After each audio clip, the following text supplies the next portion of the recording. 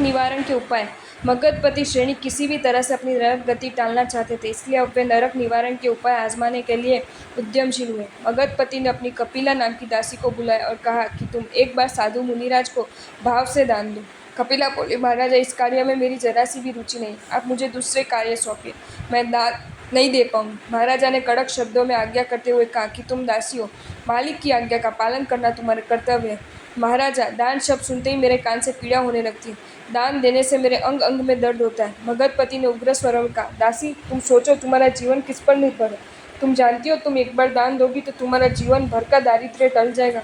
बहुत कहने पर भी वह नहीं मानी। तब मगधपति ने बलपूर्वक दासी के हाथ में चाटू हुआ बड़ा चम्मच बंधा और जबरदस्ती दान दिलाने लगा। तब कपिला जोर से बोलने लगी कि ये दान मैं नहीं दे रही हूँ, दान तो महाराजा का चाटुआ दे रहा है। कहा भी है कि दान देते समय जो मुख श्याम करता है या जो वक्र मुख करता है या दान देते समय क्रोधावेश में लाल हो जाता है, ऐसे भावहीन दान पलाश पुष्प की तरह निष्फल जाते हैं। किसी कवि ने भी कहा है कि सखी ए 52 अक्षर भणियो 51 कंत एकई ददा बाहिरा गए जंखत जंखत ना नथी नहीं दीजियम न तो करई नकार नरक तणी धरी थाप्यू कृपण पणई निर्धार। अर्थात हे सखी, 52 अक्षर की 12 अक्षरी है। मेरे पति एक द अक्षर के बिना 51 अक्षर पढ़े, अतः दान न देकर झूठ झूठ कर दुर्गति में गए। ना नहीं है, नहीं दूंगा ऐसा नन्ना नकार करने वाला कृपण अवश्य नरक गति में जाता है। कपिला दासी अभावी होने से अनेक रीति से समझाने पर भी वह नहीं मानी। तब मगधपति निराश हुए। इस प्रकार नरक टालने का पहला उपाय असफल रहा। नरक निवारण के लिए मगधपति ने सोचा कि मेरी नगरी का नागरिक पुण्य श्रावक की एक समय तो मैं मुंह मांगे दाम से खरीदूंगा। राजगृह का निवास पुण्य श्रावक का नाम तो पुण्य श्रावक था। वह रुई की पुनिया बनाकर बेचता था और उसमें ही संतोष से जीवन बिताता था। रुई की पुनिया बेचने से उसका नाम पुण्य श्रावक प्रचलित हो गया था। मगध सम्राट स्वयं पुनिया के घर गए। मगध सम्राट को अपने घर आए हुए देखकर पुनिया आश्चर्यचकित हो गया। उसने आदर सत्कार करके मगधपति को उच्चासन पर बिठाया और बोला, देव, मैं क्या सेवक करूँ आपकी? मुझे सेवक के लिए क्या आज्ञा है? शीघ्र बताइए, आज मेरा आंगन पावन हो गया। मगधपति ने कहा, भाग्यवान प्रभु वीर के कहने से मैं यहाँ आया हूँ। तुम्हारी एक सामयिक का फल लेना है। तुम मुझे एक सामयिक का फल दे दो, उसके बदले में चाहो उतना धन ले लो। मेरा राजभंडार तुम्हारे लिए खुला है। ये सुनकर पुनिया मौन खड़ा रहा।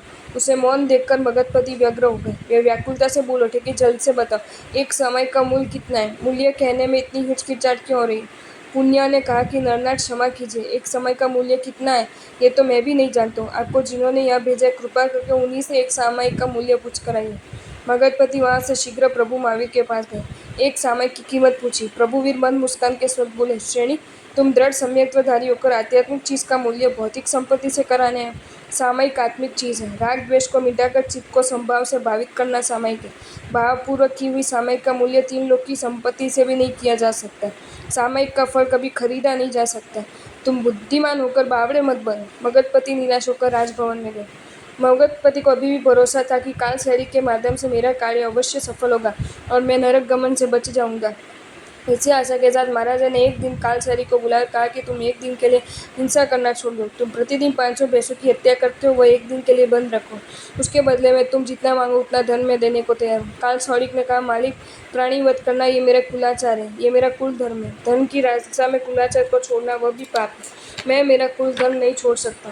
मगधपति ने उसे साम दाम से बहुत समझाया कि मेरे खातिर तुम उसे एक दिन के लिए हिंसा का त्याग करो, परंतु कालसैरी किसी भी प्रकार से हिंसा छोड़ने के लिए तैयार नहीं हुआ। तो महाराजा का क्रोध भमक उठा। उन्होंने तुरंत सैनिकों को आदेश दिया कि ये दुष्ट राजज्ञा मानने की तैयार नहीं है, मेरी आज्ञा की अवज्ञा करता है, इसलिए उसे पकड़कर गाढ़ बंधन से बांधकर अंधकूप में डाल दो। फिर मैं देखूँ ये कैसे हिंसा करता है। सैनिकों ने महाराजा के आदेश अनुसार कालसैरी के हाथ पांव मजबूत बंधन से बांधकर उसको अंधकूप में उतार दिया। दूसरे दिन प्रातः मगधपति प्रभु महावीर के दर्शन करने गए।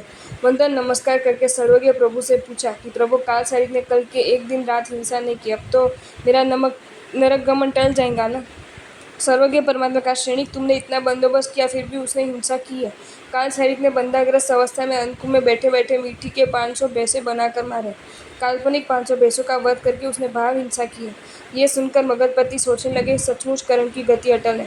रावण, जरासंध, शुभुम चक्री, ब्रह्मदत्त चक्री, मणिरथ राजा जैसे अनेक समर्थ नरवीर अधर्म का आचरण करके नरक में गए, अतः कृतकर्म कभी नहीं टलते। ऐसा सोचकर आरती धरते हुए म्लान मुख वाले मगधपति प्रभु वीर को वंदन करके उठे। तब त्रैलोक्य स्वामी प्रभु महावीर ने मधुर स्वर से कहा, सैनिक तुम शोक मत करो, भविष्य में तुम भी मेरा जैसा ही जिनपति पद पाओगे।